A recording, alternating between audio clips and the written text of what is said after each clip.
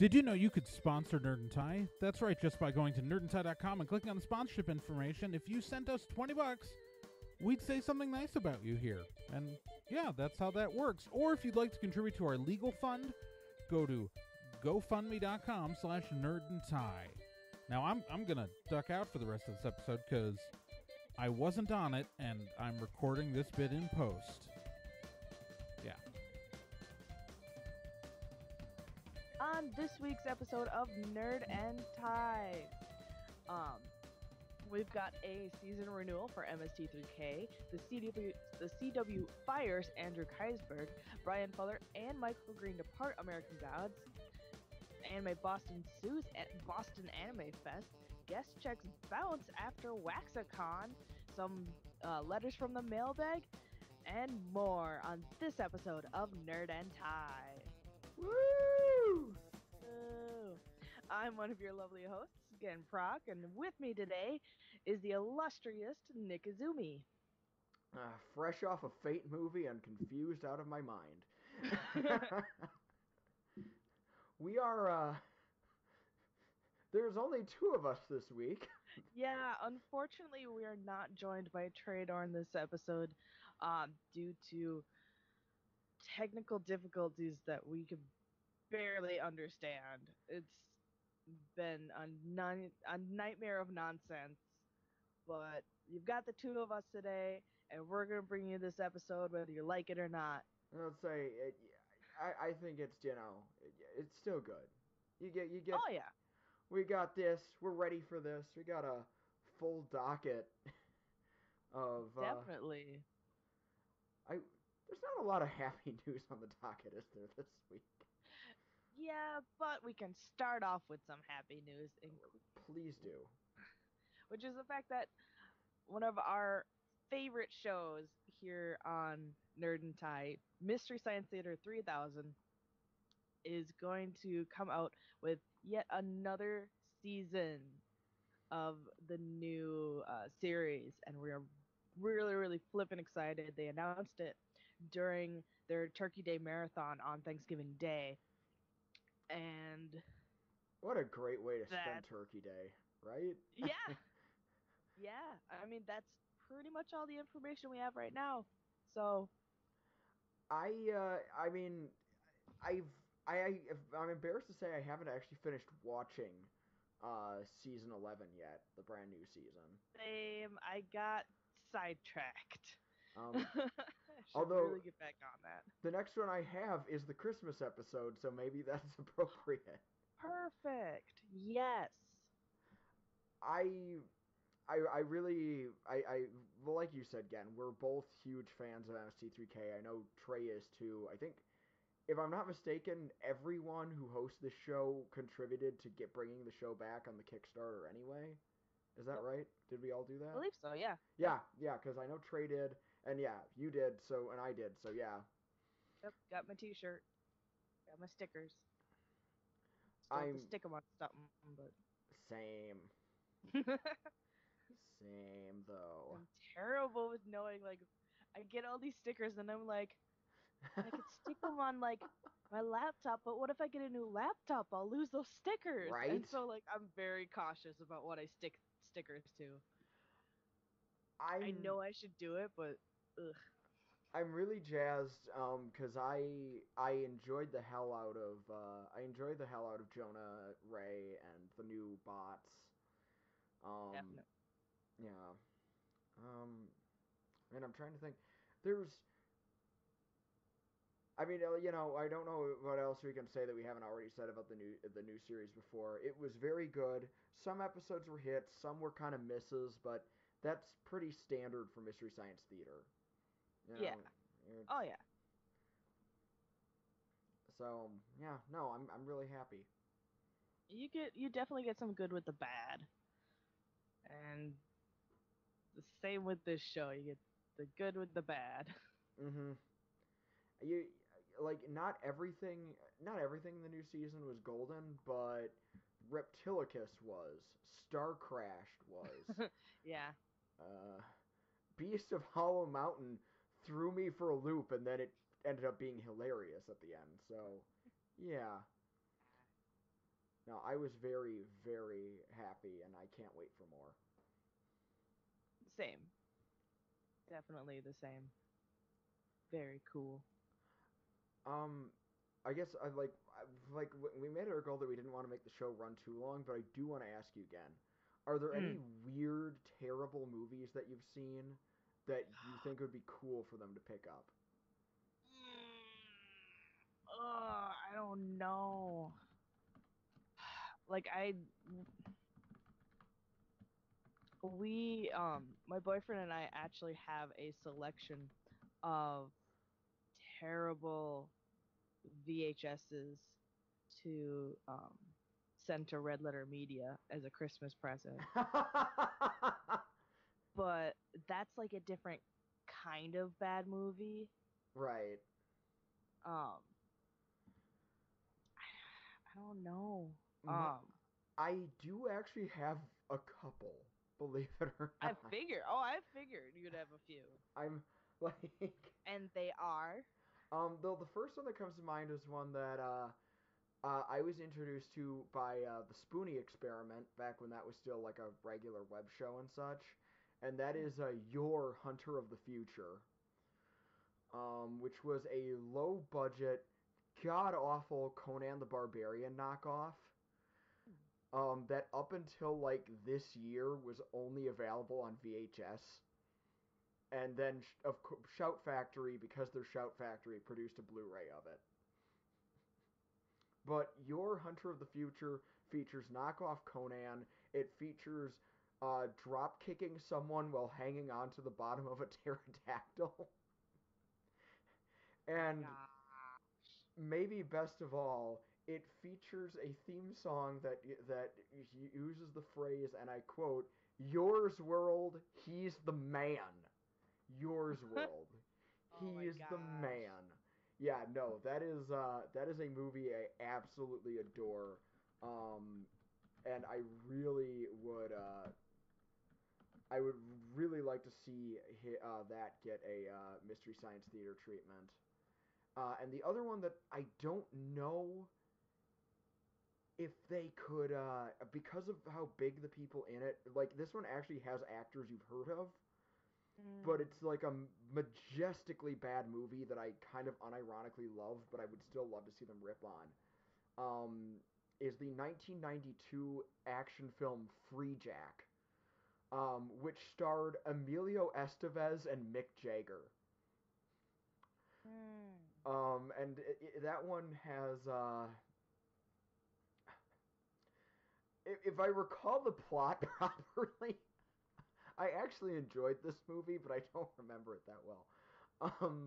This race car driver dies, but he was about to die, but then people come from the future to kidnap him so that they can use his body and let rich people in the future live longer. Wow. and and he meets his wife also in the future, and she hasn't aged a day, and there's no explanation for that. Oh my gosh. Oh my god, I absolutely love it though. It's one of those movies that is just so off the rails crazy.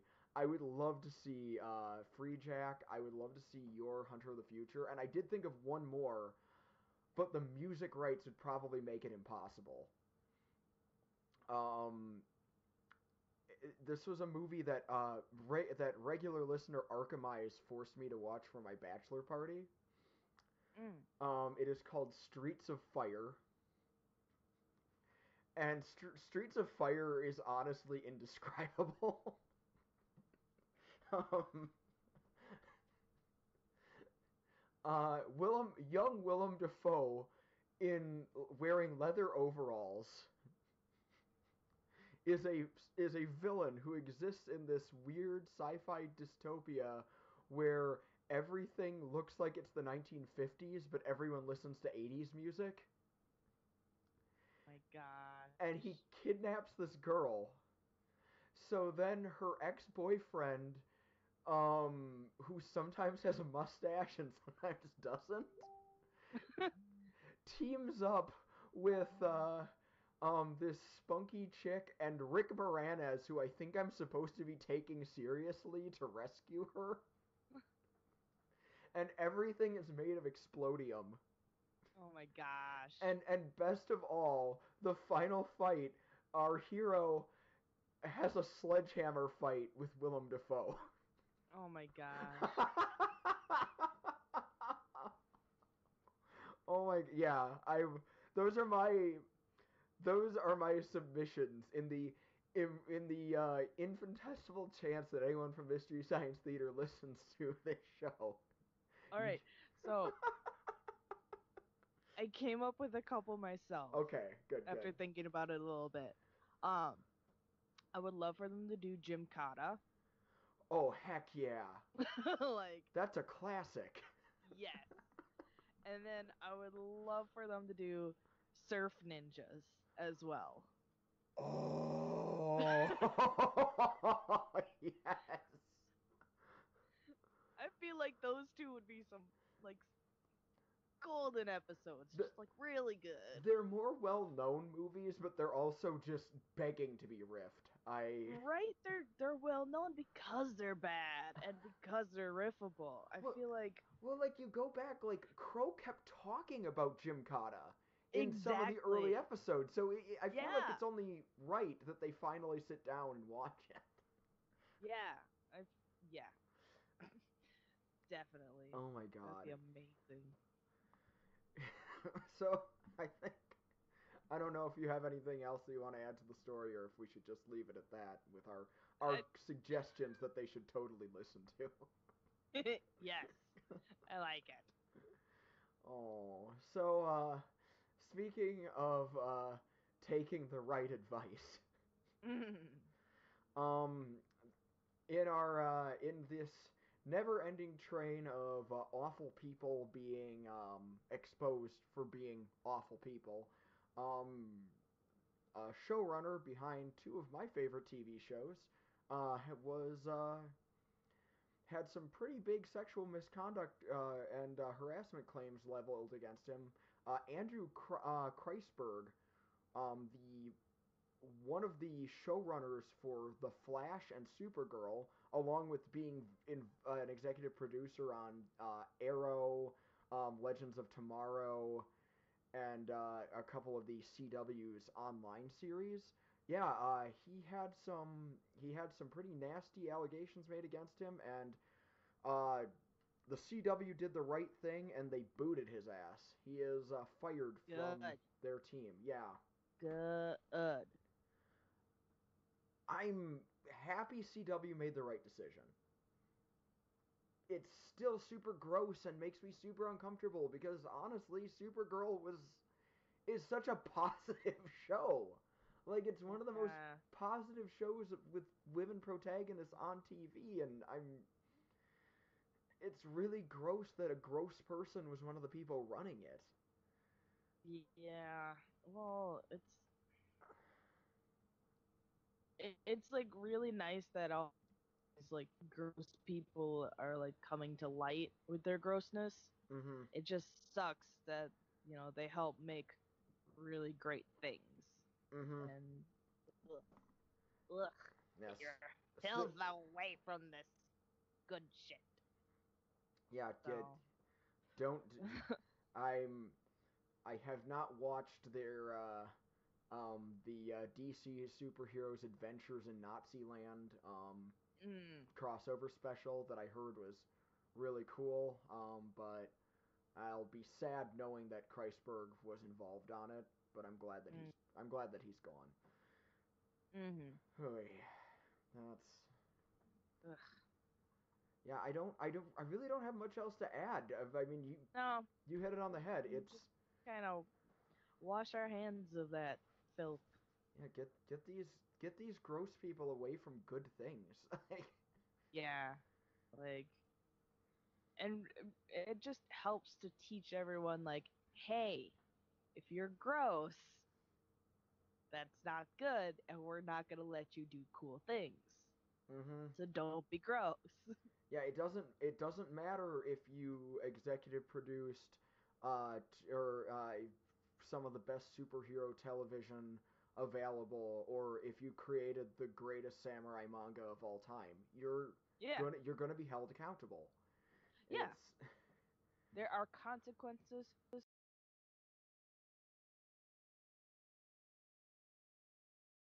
awfulness. Yeah. Ugh. Yeah. Ugh. Let's move on from that Yeah, awfulness. not a whole lot more to be said. This is another one this one's disappointing. This one's not Mm. nearly as gross, but it's still not exactly good news. Mhm. It was announced just recently at the end of November that showrunners Michael Green and Bryan Fuller have are leaving the Starz TV series American Gods, based on the Neil Gaiman novel. And we're which is pretty shocking. There's no official reason listed as to why they're leaving the show, but the prevailing theory and rumor going out there is that it is a dispute over the budget that the show was getting. Mm. Um, but I guess they're looking for a new showrunner for American Gods, and I'm wondering what they're going to do moving forward with that. Um, I wish I had. I like Bryan Fuller. Like I really did enjoy the other things I've seen that he's worked on. Especially thing that I can't remember the name of right now, with the guy bringing people back from the dead. I loved it so much I can't remember the name of the show. You know what I'm talking about, right? Pushing Daisies. Pushing Daisies. I just that was like I said, I love it so much I don't know its name. um I wish I had more of an opinion on this. I only just started reading the book, and I promised myself and my friend who lent me the book that I wouldn't watch the show till I read it. So, Yeah. Same. So not much we could really say. I mean, Bryan as Fuller, what is with this guy not staying on promising shows though? That's my yeah. that's my big Uh, takeaway right now. Like, well, and I've heard from people who have read the book that like the show is like a pretty dang good adaptation to it, and so I'm just wondering like I hope they can keep that because we really like that as consumers of both books and televised media. So, yeah, it's kind of nice when you love a book and then the adaptation is understands why you loved that book. right? Yeah. I mean, granted, there have definitely been times where there are good adaptations that have little understanding or interest in the source material. Um, like where it's a bad adaptation, but it's a good movie. Like Yeah, Starship Troopers is the movie. definitely. Yeah, politically, Starship Troopers the movie couldn't be any more at odds with the book than it is. Hmm. Or Yeah. I don't know why that was my first example. It works. I'm trying to um, think of others. there's um, jeepers. I had another one on the tip of my tongue and it totally skipped my mind. But Well, I mean, most of us in the Tolkien fandom really do love the original Lord of the Rings movies. mhm. Even though there are like they're not perfect adaptations of the books. Like They took some pretty big liberties. they Yeah. they did. But we love them like all the same, way more than The Hobbit. Oh, But Jen is anyways, still having Hobbit feels. yup. It's been 2 weeks and you're still not Still getting over. angry. Oh man, yeah, I know. I feel for fans of the show though, because that's scary, especially when you have like a A-plus tier showrunner and you have no idea who's going to replace them. That's a scary spot to be in. And they're like in the middle of season, like they're in between seasons right now, aren't they? Uh-huh. Like, and that sucks.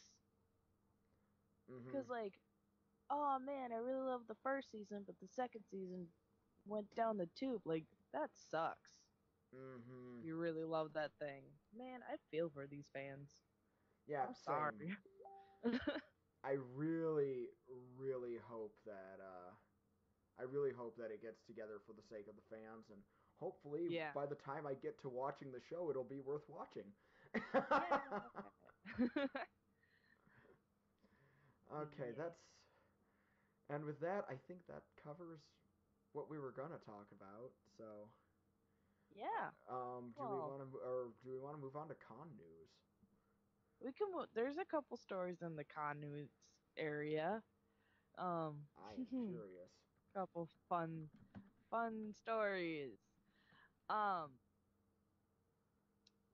so the long-running nonprofit anime convention, Anime Boston, has filed a lawsuit against an event run by two former volunteers over the name of their convention.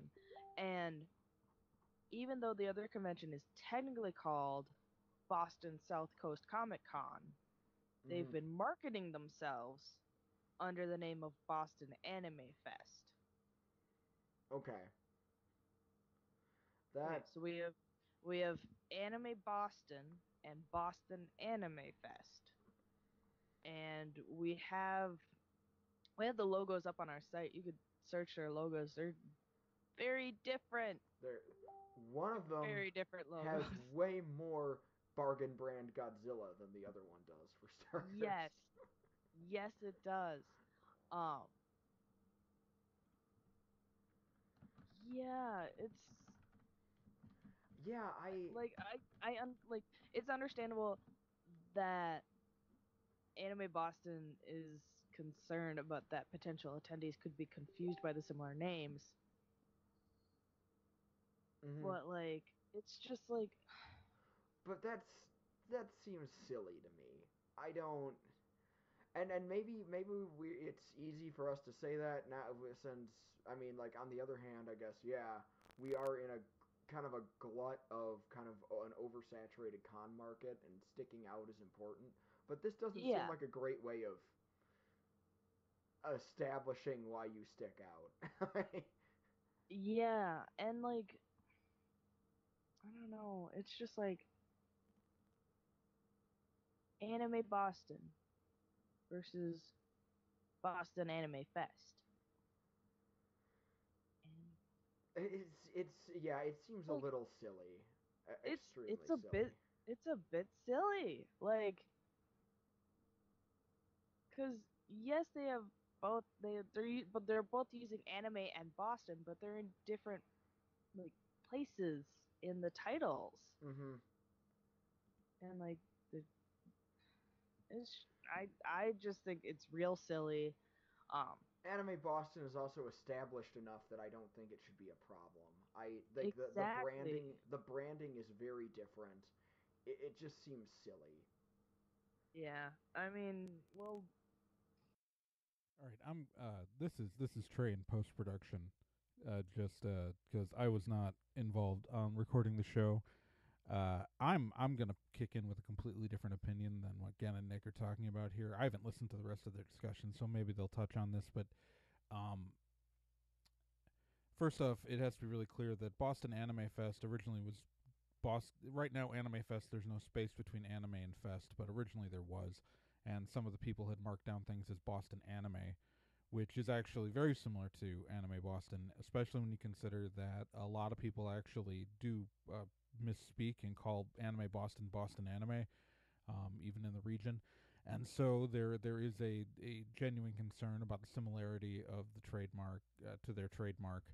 Um, and so I'm with that. And also, Anime Boston did send a cease and desist, and all they wanted was for this company to stop marketing under the Boston Anime name.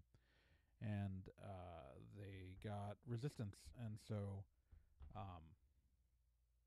that's so I'm just gonna have to I fundamentally disagree. I think it's important for Anime Boston to defend their mark, and I know that I again and Nick don't know that I'm inserting this into the show, so. And again, I haven't listened to the rest of the discussion. I'm just literally grabbed my mic while I was doing the edit, and yeah, I'm gonna put the audio back on. But let's be clear that the opinions of we are not of one opinion on this apparently.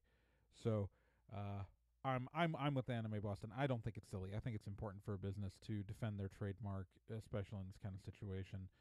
And Boston AnimeFest, it's a con that lists its own showrunner as a guest.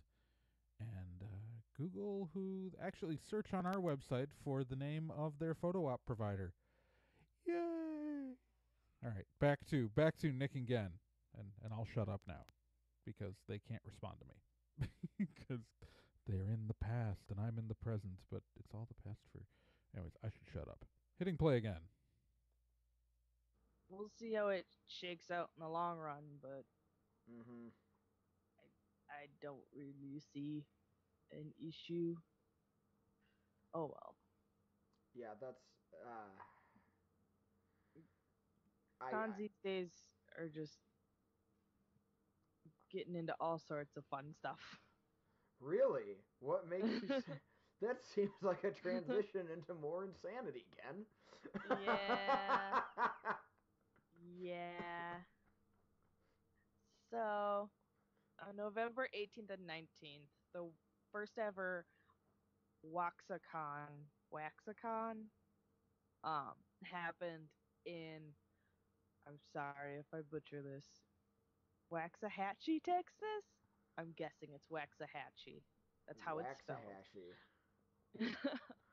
Waxahachie. Yeah, Waxacon held its first convention with about 600 attendees, and they got to meet a whole bunch of guests like Corin Nemec, Olivia Hack, Kevin Dehaney, Jeff Perazzo, Christina Masterson, Philip Andrew, Jack Guzman, Philip Jean Marie, and Chuck Huber. Huh. Quite the lineup. Quite the lineup. But like with that many guests and that few people, that seems like a really fun, like intimate experience. Like I would love that. But it sounds good for the attendees, but not necessarily for the con runners. yeah, well, not so great for the guests as they haven't been paid yet. Oh boy, that's not good, you guys. We've spoken to representation for multiple guests who appeared at the con, and they haven't seen payment arrive at all, and the guests that were handed checks have seen them bounce. Whew. So, yeah. Which, and they even waited the requisite amount of time to send the payment. Like, yeah, to make sure that that their contract said that it would be clearing, and yeah, they even the Waxacon did not fulfill their end of the contract, basically. And this like. Sorry if I'm reading the article as I go, which you can find on our website, nerdandtie.com. What a great site. Gosh, this just goes crazy. Okay, so Nerd and Tie reached out to the convention organizer of Waxacon for an official statement, and he gave us quite a lengthy bit of text that they sorry, this is just like it's a little overwhelming, this whole thing. It is. Like, it really is. Because he's saying that the checks were written as a guarantee of payment to be held until they receive their cashier's check as per the contract. and that all depends on the contract itself. They cash the check within 18 hours without allowing the requisite time. As far as I know, there should be no requisite time It's very. to cash a check from when you get it. I'm very confused by this. Texas law requires a notification from their bank in the form of a certified letter and to allow me 10 days by law to respond to the check. Yeah, that's strange. Oh, this is really, really strange. I guess it should be noted that yeah, we did reach out to them, or rather, Trae did. Yeah. And No, and this was their response back to us about these bounced checks. And okay, so the contract does say that payment will be made via cash or cashier's check. And that's okay. But like to be handed a check as a guarantee of payment is dumb, especially when like you're apparently unable to cover that check. Well, and then you get the there's just the response that we got was yeah, it was a bit hostile. I mean, A little bit. I mean, um,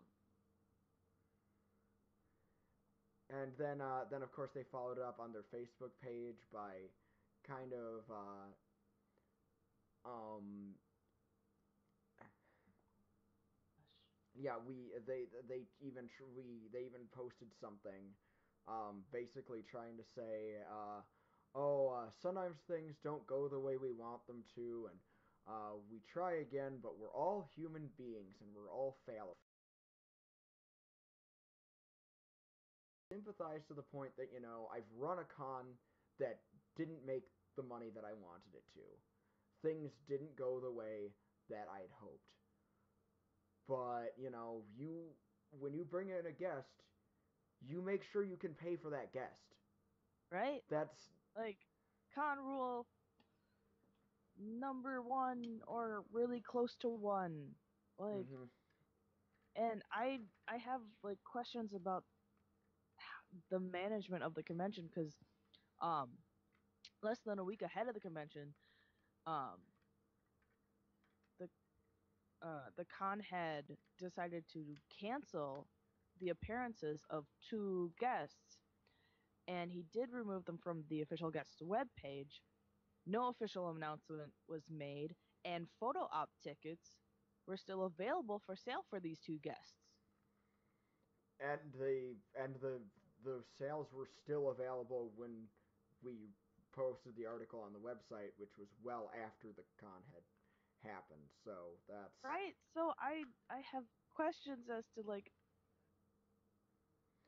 it's not a good look. Waxacon is what we're what? getting at. No. It's not a great look. No. Make sure you can pay your guests. Like my guess is that it's one of these things where they overloaded on on getting guests, getting whatever for the con, in the hopes that attendee numbers and attendee money would cover it all, Mhm. when it doesn't. They were hoping that that they could fudge it and then everything would be resolved later down the line. And Right? That's my guess. it's not a great model. I I I don't know. I imagine that I agree with your guess. Like neither of us know for certain, obviously, but Right? And like, if this dude had responded like apologetically and transparently, that'd be, that's cool. We would give him sympathy. But no, he's avoided emails, made tried to rationalize his mistakes, and been hostile like to us. Like, yeah, it was just what a mess. What an right? absolute mess. I And the worst bit This dude intends to run another con next year. What are you doing? What Yeah, are you doing, dude? Like, it's like, dude, you should not be worried about what your next con is going to be. You should be worried about just getting things straightened out from this first mess. right? Because like, you piss off a whole bunch of guests, they're gonna tell all their friends that you didn't pay them, so nobody's gonna want to come and be a guest at your con. Hello. And you know, and that's another thing that I don't think some people know is that a lot of these guests, especially people who are in the same industry, they do talk to each other. Oh yeah. You know, there's sometimes word gets passed around, like, you know, did I have a good time at this con? Did I not have a good time at this con? Like, Yeah. it's a cliche, but it's a true cliche. It's a small world. So, yeah. Yeah. It's come on, like, if you make a mistake, just Own freaking it. apologize, own it, try to fix it. If you don't, you're a dick. Agreed. Don't be a dick. Don't be a jerk. Just own your Don't. mistakes. Good golly, that's Uh, I well. mean, we'll see if there's a Waxacon next year, but my hopes are not very high. I just hope the guests get paid. That's all I care, honestly. Yeah. Like that's Definitely. speaking as like even just like if like my last thought is like I have been a guest at a con. It was a long time ago, but you know, sometimes when you're a third-rate YouTuber, people care. No. And you know, um I was in a really tight spot when I got that guest spot. And no, I recognize that not everyone, you know, not everyone who is a guest at these things is just, you know, is going to be in a tight spot. I'm imagining a lot of them are going to hopefully be a lot more financially well off than I was fresh out of college and unemployed. But it doesn't change the fact that some of these guests, depending on the industry that they're in, they count on the money they make off these appearances. So, yeah. No, I really hope that things get resolved well for these people. Yeah. Same. But Same. yeah, oof. What a mess. Sweet Christmas, what a mess. Sweet Christmas. Now, let's read a letter. Yeah, let's look. We got stuff in the mailbag. Yeah. We got 2 letters from the same person, but you know what? Good fan, so that's what we're going to do. So, should I take the first letter? Or would you like Go for it. Okay, our first letter is from KOR Fan, and his subject is Star Wars. KOR Fan says, I've listened to part of the recent podcast and I have some thoughts to share. On the subject of works of entertainment by now disreputable people, I refer to that as the Adam Baldwin problem. Perfect name, KOR Fan. Firefly is great, but he doesn't need to get any more of my money. Amen to that. Agreed. There was one of our proto examples of thing I like with a scumbag who made part of it. Okay, moving on. There was discussion about the newly announced Star Wars trilogy. It was opened that the Empire only existed for about 20 years, so there aren't a lot of stories that can take place under it. I wholeheartedly disagree. The Third Reich existed for a shorter period, far less than 1,000 years. And there are still stories to be told from that era. If we limited ourselves to historical events, we could address the saga of the HMS Glowworm, the assault on Eben Emil. Pardon my bad European pronunciation. The intrigue surrounding the landings and Operation Torch. We in the West have barely touched the Russian front, and the enemy at the gates demonstrated that we'll sit down and watch these movies as well. Heck, give me a slightly PC version of Dam Busters. hopefully without X-Wing fighters. We're making up World War II fiction as well, so I'm sure we could sit through a lot more Star Wars stories about fighting the Empire. Okay, that's fair, KOR fan, and I mean, we started to see that with Rogue One. Like, there was the Scarif Beach battle at the end of that movie was very different from the Star Wars battles we've seen in the other movies. So, yeah, maybe there are more stories to tell there. I just kind of want to go see a different world, I guess. I don't necessarily always want to see stormtroopers. But maybe there are different stormtroopers I haven't seen yet. Who knows? I accepted Death Yeah. Troopers pretty easily, so. Yeah. Well, and like, I feel like there's tons of spin-off stuff we could do. I mean, look at the Christmas special. Like, tons of ideas. I Tons. if we need a Blu-ray release of the Christmas special, and Oh, then yeah. with that we need a new movie about the Rhodian who B. Arthur danced with, reflecting on the loss of Barkeep B. Arthur. Yeah. Because obviously she was one of the linchpins of the Star Wars universe. Yep. Uh, Definitely. She held the entire thing together.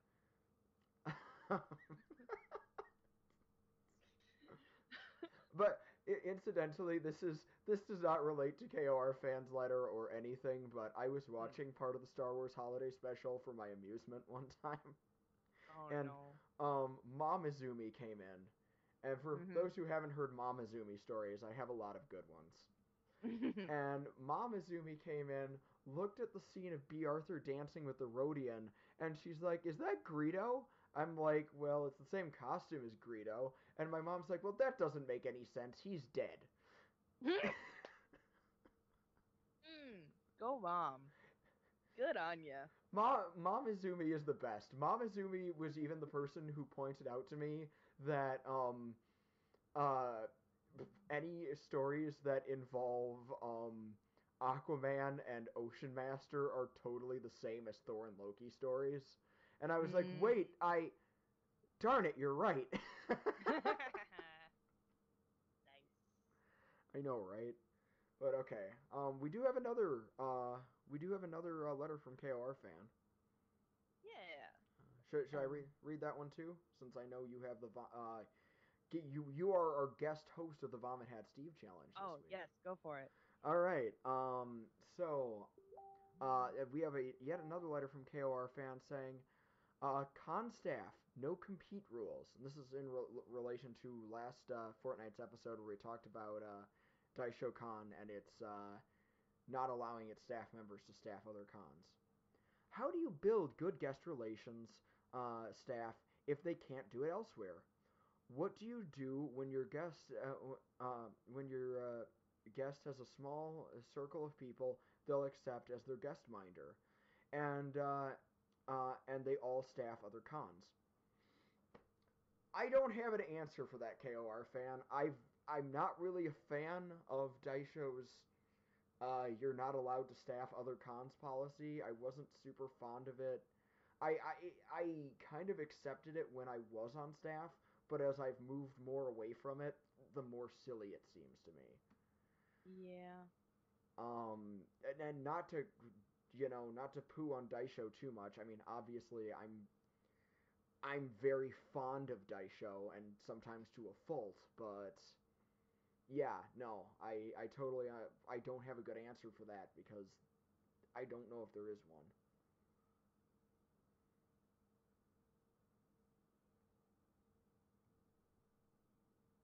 I don't have anything beyond that. Yeah, I've honestly never really heard of a guest having like a circle of people they prefer. Most of them, I think I I don't know. have heard of I think I've heard of that in some situations. Okay. I've never been hardcore in the guest relations area, so I don't know. But I don't know. Do your best to accommodate them.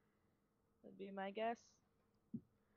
I do I do think generally it would make the entire con scene stronger if we all kind of were able to interchangeably work with each other, and not even that all cons should have the same rules or the same policies, but seeing how other people do things isn't necessarily a bad call.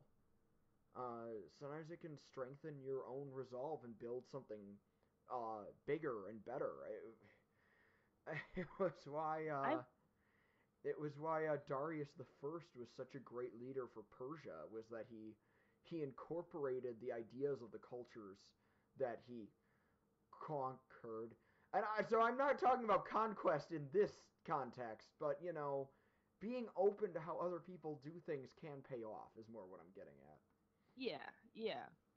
Well, I'm trying to think because like I'm trying to remember if it used to be a requirement at certain cons where if you were on staff, like one of the requirements you had to do was like volunteer at another con.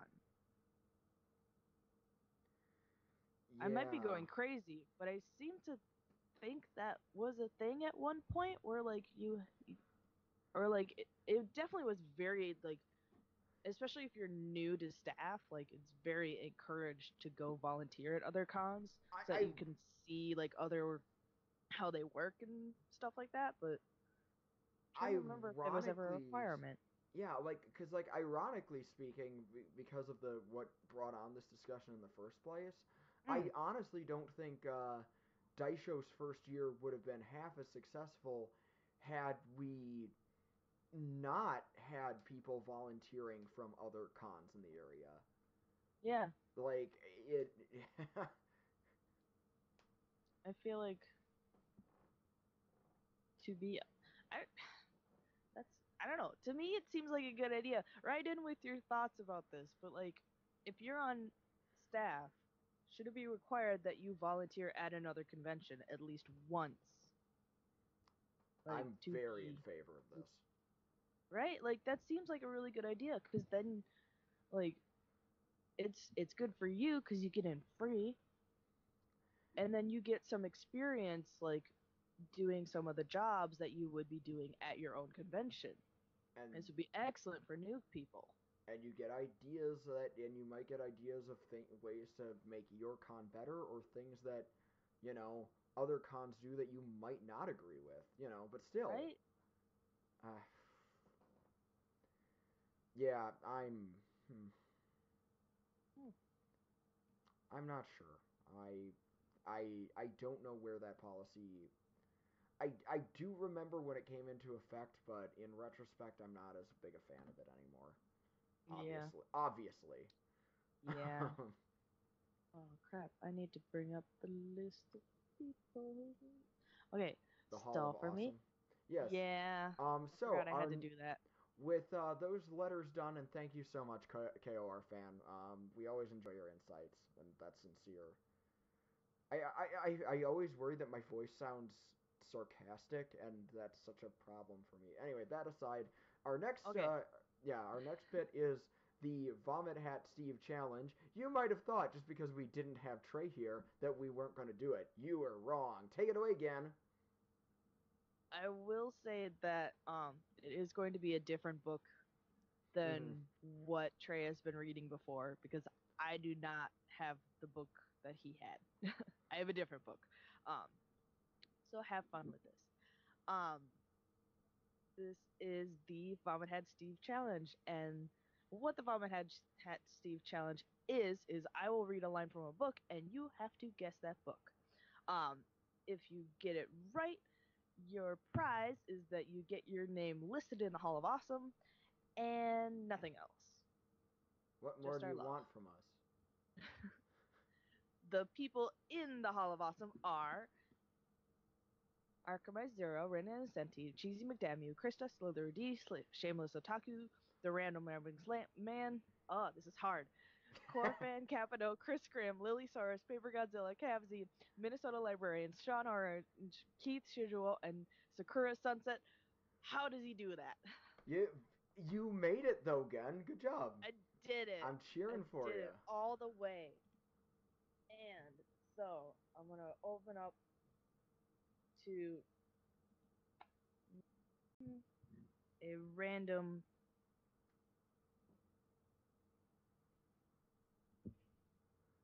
page. Random page. What's it gonna be? Oh yeah.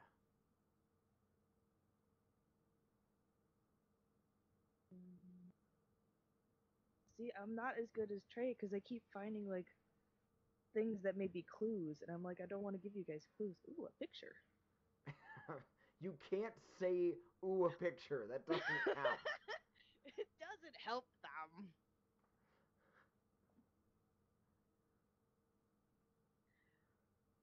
Your line is 7 burly men in blue space jackets dashed around the corner, ray guns in hand. If you know what book that is, write into nerdandtie.com in the comments section and click the contact form. Also, click the contact form if you'd like to tell us your hopes, your dreams, your thoughts, what you had for dinner the other night. Tell Nick his eyebrows look really good today. You can. You're gonna have to take Ken's word for that. This is audio only. I know. But you can find us on Facebook. You can listen to us on iTunes and Stitcher. I'm gonna forget all the other things that we're on and we do. You can. Trae has a Patreon that you can visit at Traydorn. Nick has a Patreon at Nickazumi. I have a coffee at Genpro. I just need to cut in, and my Trae Gorn is my Patreon. Trae Gorn. And now Gen's going to say her coffee link. Oh no! Check out my Etsy store, other things that we're on and we do. I screwed it up. Nick has, pretend I didn't do that. Trae has a Patreon that you can visit at Traydorn. Nick has a Patreon at Nickazumi. I have a coffee at Genproc. It's like Genjamin, actually. You can check out my Etsy store, Ocelot Designs, if you want a cool thing. Am I missing anything, Nick? Not really. You know, check out for all of that great stuff at one easy hub. Just check out nerdandtie.com. You can get previous episodes of the show, find links to all those great things Gen mentioned, even and find out what my newest video essays are because they're at the top of the site. Yeah. Right now, Artoria Pendragon is staring at you with her beautiful green eyes. Finger gunning us out here. All right. Thanks, everyone. And remember to keep on spocking in the free world. Whoa. We forgot to de-introduce ourselves, but that's okay. I'm Genproc. He's Nickazumi. We're Nerd and Tie. We're at least 2 thirds of it. Sell me a gnome. All right. See? Full episode. Perfect. Yay! Trae's gonna love it.